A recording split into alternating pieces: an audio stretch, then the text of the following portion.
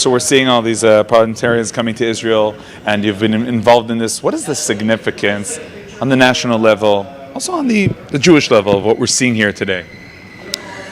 You know, we are the Jews. We have these genes, and I justify it because we really have bad experience in our life. We are a nation of survivors, and we know how to smell and to locate all of our enemies, and to suspect in everyone, every goy is a real danger. But at the same time, I believe and I know that there are many lovers of Israel, and they are quantity of millions, not only in USA, all over the world, in Europe, in Asia. And our challenge is to locate them, to locate their representatives, and through their representatives in the parliaments to have pro-Israel initiatives. It's also significant that this conference and events like these are happening on the Festival of Sukkot. Of course, the Feast of Tabernacles, historically, in our tradition, in what our sages told us, and before all of this, in our prophets, in the prophet of Zechariah, it's written that all of the nations will come to celebrate the Feast of Tabernacles in Jerusalem, and the nation that will not do it will not be blessed, will not have rain. So they want to be blessed, and believe me, all of those sophisticated parliamentarians believe in their hearts in the very simple meaning of what is written in the book of Genesis, Bereshit. I will bless those that blessed you, and I will curse those that cursed you. It's part of their faith. The main message is to stand in solidarity with Israel, that there are good friends of Israel in the British Parliament, and for me to come and speak to people on the ground to get the real situation. We should all stand alongside whatever faith or religion to recognise that Israel is a beacon of democracy and liberty, and therefore it's important for all moderates, all those who stand for peace, to recognise that they should stand alongside Israel as well. There are many people who change their position when they hear the truth, because truth is always stronger and better than lies, and as you know, that light is also stronger than darkness. Now, because of the success of truth to change people, this year, actually next month, we are hoping to bring about 25 students from universities in South Africa to come and see for themselves that there is no apartheid in Israel, and so that they can also see the inventions that Israel has made that can help Africa because of their technology.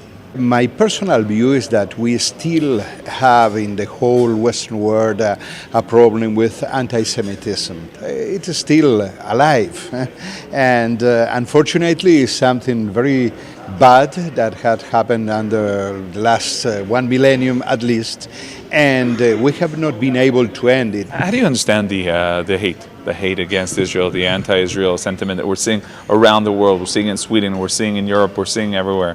Where's it coming from? Well, the anti-Semitism and anti-Israel sentiments in Sweden, it's an important problem according to me. We have huge immigration, record immigration to Sweden today.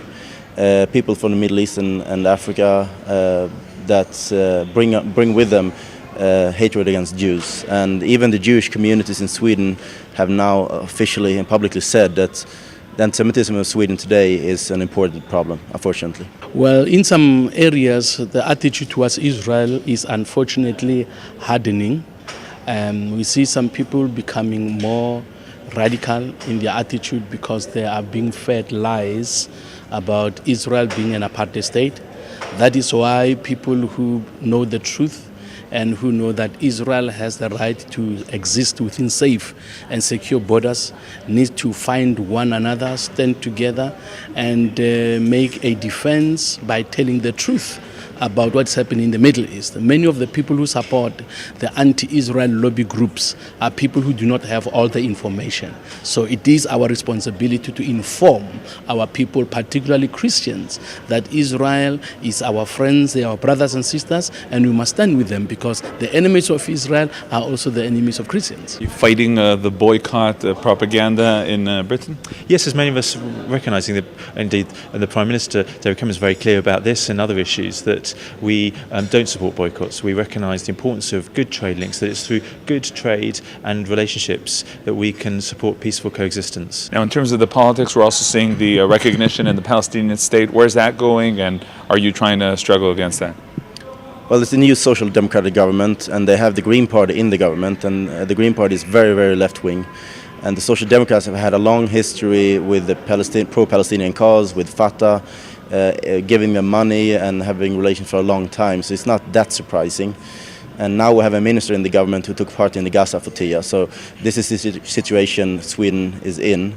And the reason why also the Swedish population, to a certain degree, are anti-Israel, I think, is because of the media in Sweden, which is left-wing liberal, and doesn't give the full picture of the situation in Israel and in surrounding countries. The Labour Member of Parliament has put before the British Parliamentary a vote, a sort of symbolic vote to recognise the state of Palestine. The problem is that it's a preemptive vote. It's one that many members of Parliament won't take part in. In fact, all government ministers and anyone associated with the government won't take part in it because it's a backbench vote, so one shouldn't overstate the importance of it. But nevertheless, it is a concern that members of the British Parliament are taking that action in such sensitive times, and I believe that won't in any way support or promote peace. We need to recognise the importance of the peace process, and any recognition should come after that, and therefore it is regrettable.